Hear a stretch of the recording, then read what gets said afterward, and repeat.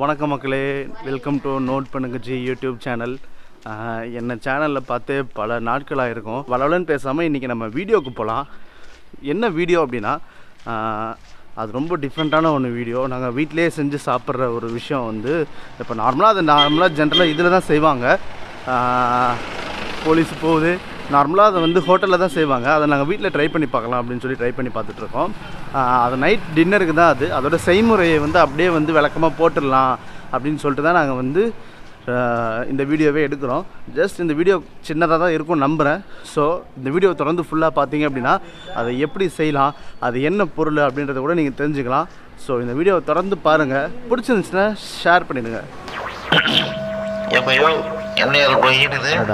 Hello G, மைக்கில் ஏதோ problem, கொஞ்சம் நோட் பண்ணிக்கங்க. இது 1/2 kg மைதா மாவு, 1 tablespoon salt, 2 tablespoon sugar. இதை நல்லா மிக்ஸ் பண்ணிக்கணும். அதுக்கப்புறம் 2 egg.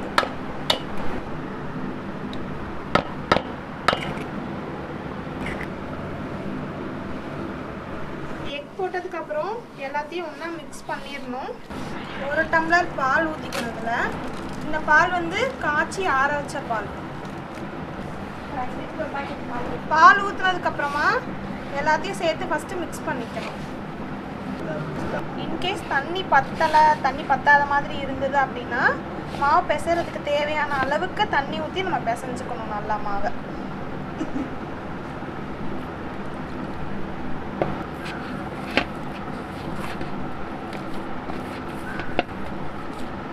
என்ன பதத்தில் வரணும்? மாவெல்லாம் சேர்ந்து வந்ததுக்கு அப்புறமா ஒரு 5லேருந்து 10 நிமிஷம் வரைக்கும் விடாமல் பிசையணும். அப்போ தான் இந்த மாதிரி கையில் ஒட்டாமல் வரும்.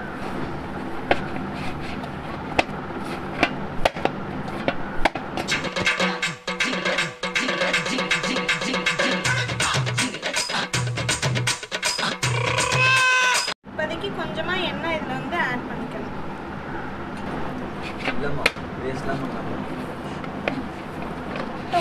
சாப்பிட முடியாதுன்னு கொஞ்ச நேரம் நல்லா பிசைஞ்சதுக்கு அப்புறமா இந்த மாதிரி நம்ம கையில் ஒட்டாமல் வரும்.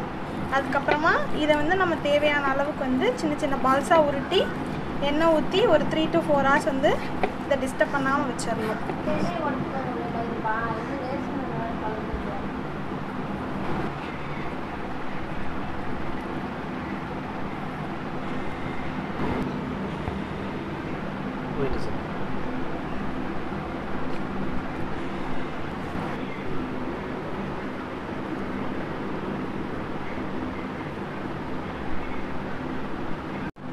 நம்ம 1/2 kg மாவு வந்து யூஸ் பண்ணியிருக்கோம். அதில் கிட்டத்தட்ட நம்மளுக்கு ஒரு 12 பால்ஸ் கிட்ட கிடச்சிருக்கு.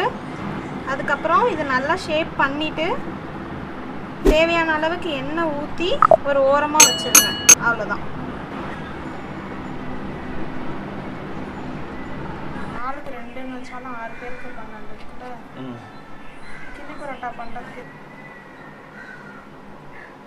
நார்மல் பரோட்டாக்கு யூஸ் பண்ணுற மாதிரி அதிக அளவுக்கு எண்ணெய் தேவைப்படாது.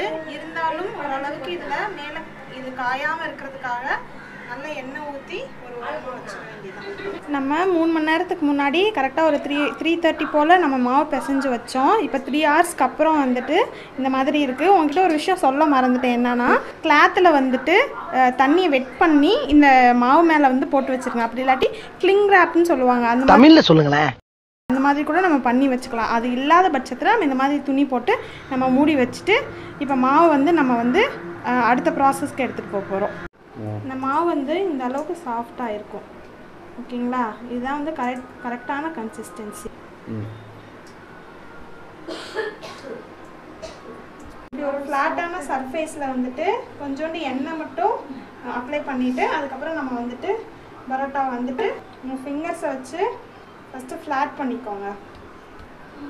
2 லிட்டர் எண்ணெய் காலமா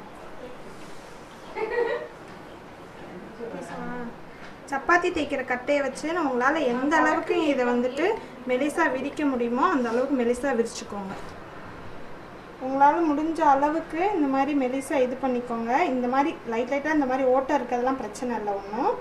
நீங்கள் அதுக்கப்புறம் வந்துட்டு இதை வந்துட்டு ஃபோல்ட் பண்ண ஆரம்பிக்கணும்.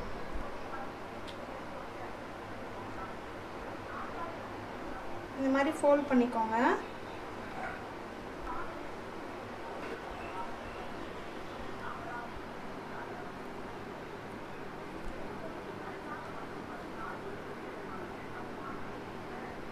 அளவுக்கு உள்ள கேப் விட்டுட்டு நம்ம வந்து இந்த மாவை வந்துட்டு ஒரு விரல் அளவுக்கு மாவு வந்துட்டு ஃபோல்ட் பண்ணிக்கணும். ஃபோல்ட் பண்ணிட்டு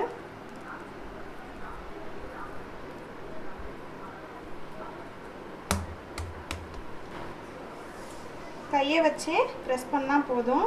நம்ம நார்மல் பரோட்டாக்கு விரிக்கிற மாதிரி விரிக்கணும்னு அவசியம் கிடையாது. அடிச்சுக்கலாம். இந்த அளவுக்கு வித்து இருந்தால் போதும். இதுக்கு மேலே உங்களால் இது ஃப்ளாட் பண்ண முடியாது. பரவாயில்ல, இதுவே கரெக்டாக தான் இருக்கும் நமக்கு. இதே மாதிரி நம்மக்கிட்ட இருக்க எல்லாத்தையுமே வந்துட்டு நம்ம ரெடி பண்ணி வச்சுக்க வேண்டியதான்.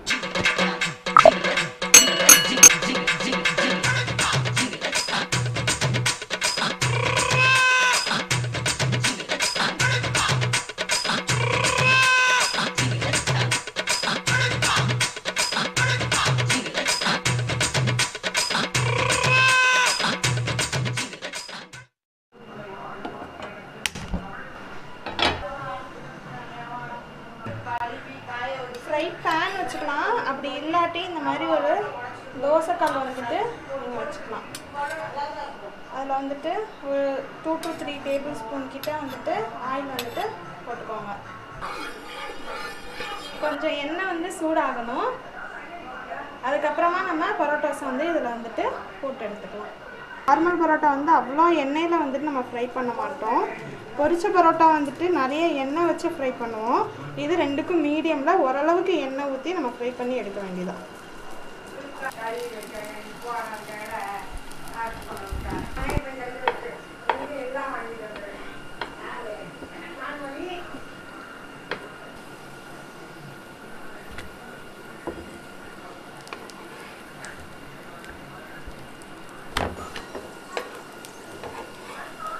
என்னென்னா இது கொஞ்சம் வந்து மொத்தமாக இருக்கிறதுனால லோ ஃப்ளேமில் வச்சு ஒரு 5 to 10 மினிட்ஸ் வந்துட்டு நம்ம வந்துட்டு ஸ்லோவாக இது பண்ணி ஃப்ரை பண்ணி எடுத்துக்க வேண்டியதுதான்.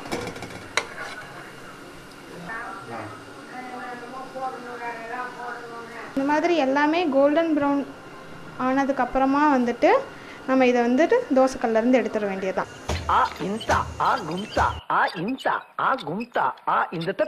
முடிஞ்சுதா?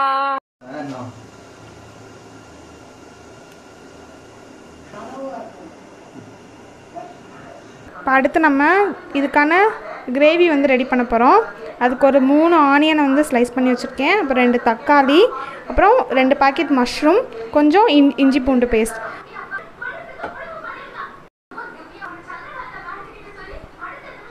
நம்ம அடுப்பை பற்ற வச்சு ஒரு பேன் வச்சுருக்கோம். அதுக்கு ஒரு 2 to 3 டேபிள் ஸ்பூன் வந்துட்டு ஆயில் வந்துட்டு ஊற்றிக்கலாம்.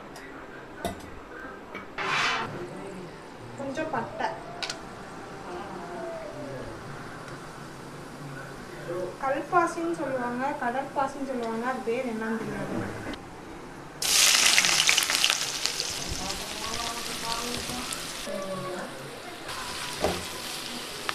வெங்காயம் நல்லா வதங்கி நல்லா ஒரு கோல்டன் ப்ரௌன் கலரில் வந்ததுக்கு அப்புறமா இதில் நம்ம இஞ்சி பூண்டு பேஸ்ட் வந்துட்டு ஆட் பண்ணணும்.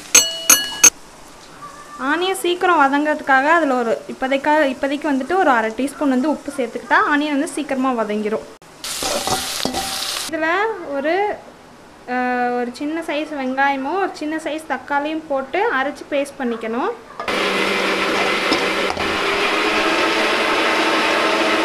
வெங்காயம் இந்த அளவுக்கு வதங்கினதுக்கு அப்புறமா இதில் வந்துட்டு நம்ம ஒரு 2 to 3 டேபிள் ஸ்பூன் வந்துட்டு இஞ்சி பூண்டு பேஸ்ட் வந்து சேர்த்துக்கணும்.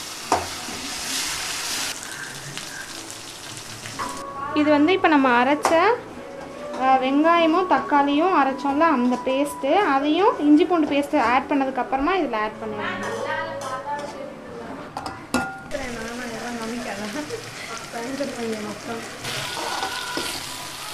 அதுக்கப்புறம் இதில் கட் பண்ணி வச்சுருக்க தக்காளியை வந்து ஆட் பண்ணிக்க வேண்டியது. தக்காளி ஆட் பண்ணி தக்காளி நல்லா வந்துட்டு மசிகிற அளவுக்கு குக் பண்ணிக்க வேண்டியதுதான். அரைக்கணுமே. தக்காளி இந்த அளவுக்கு மேஷ் ஆனதுக்கப்புறமா இதில் நம்ம வந்துட்டு மசாலாஸ்லாம் ஆட் பண்ணணும். என்னென்னு நான் ஒன்று ஒன்றா சொல்கிறேன் இப்போ உங்களுக்கு.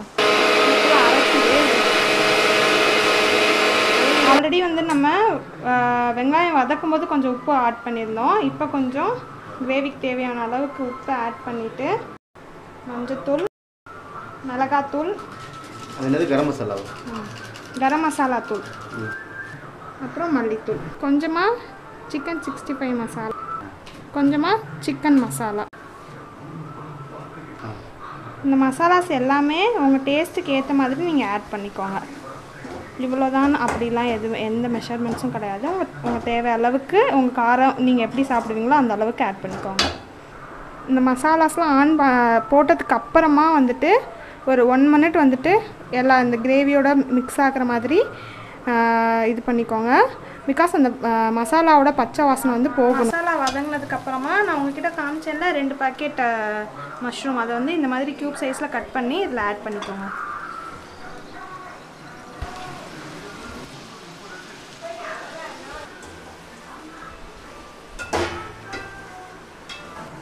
நம்ம இதுக்கு தண்ணி வந்து வதக்கும் போது வந்து எந்த தண்ணியும் ஊற்ற தேவையில்லை. ஏன்னா வந்து மஷ்ரூமில் இருந்தே ஆட்டோமேட்டிக்காக வாட்டர் வெளியே வந்து நல்லா வதங்கினதுக்கு அப்புறமா இதில் வந்துட்டு நம்ம தேங்காய் பேஸ்ட் வந்துட்டு ஆட் பண்ணணும்.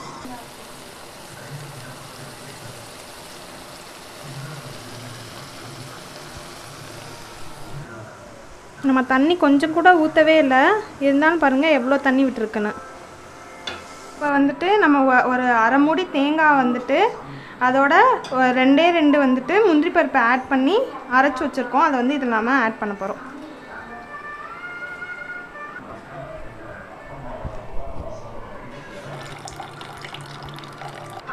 தேவையான அளவுக்கு இப்போ தண்ணி ஊற்றிட்டோம். இதை அப்படியே மூடி வச்சு ஒரு 10 மினிட்ஸ் வந்துட்டு கொதிக்க விட்டுற வேண்டியதான். அவ்வளோதான், முடிஞ்சிடுச்சு.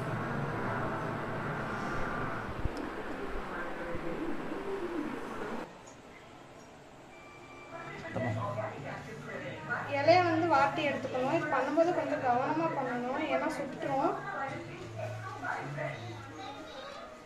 இது பண்ணுறது காரணம் என்ன? இது எதுக்காக பண்ணுறோம் அப்படின்னா பரோட்டாவை உள்ளே வச்சு மடிக்கும் போது இந்த இலை கிளியாமல் இருக்கிறதுக்காக தான். ஞாயிற்றுக்கிழமை லீவு, இப்போ என்ன பண்ண போகிறோம்? நமக்கு எந்த வேலையும் இல்லை, நாய் போச்சு.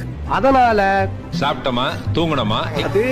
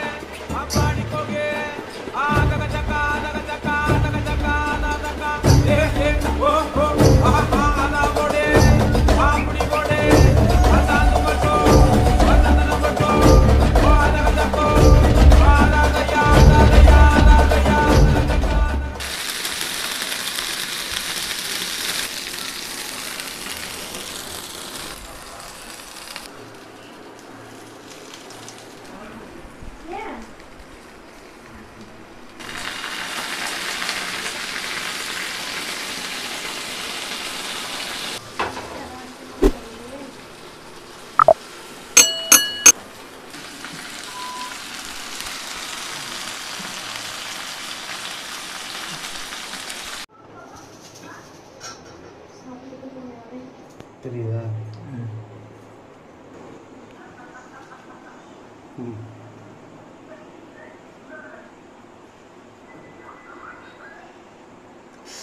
ரொம்ப சுடுது.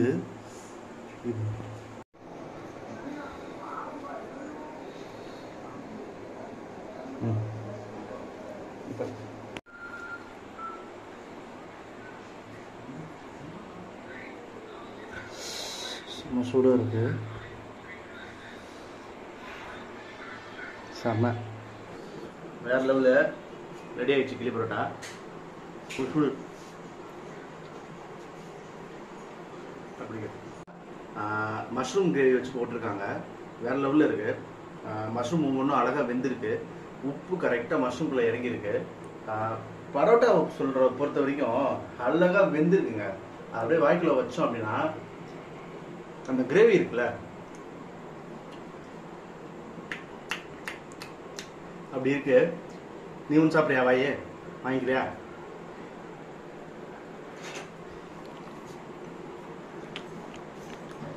வேற லெவலில் இருக்குங்க. உண்மையாக சொல்லலாம் அதுதான். ஏன்னா நாங்கள் 2 பேர் சேர்ந்து செஞ்சதுனால வேர்த்து ஊற்றிருச்சு. கேமராவில் பார்த்தீங்கன்னா தெரிஞ்சிருக்கும். சத்தியமாக சொல்லணும்னா கிரேவி நல்லா உள்ளே இறங்கியிருக்கு. உப்பு கரெக்டாக இருக்குது, புளிப்பு கரெக்டாக இருக்குது. அது மட்டும் இல்லாமல் 3 வச்சு நாங்கள் பண்ணோம். இந்த வாழை இலையோட அந்த ஸ்மெல்லு அப்புறமேட்டு அந்த அரோமா இருக்குது பார்த்தீங்களா, அது நல்லா சூப்பராக வந்து அந்த கிளி பரோட்டாக்குள்ளே இறங்கியிருக்கு. இது நாங்கள் முழுக்க வீட்டுக்குள்ள தான் ட்ரை பண்ணோம். எதுக்கும் ஒரு தான் காமிச்சிடுறாரு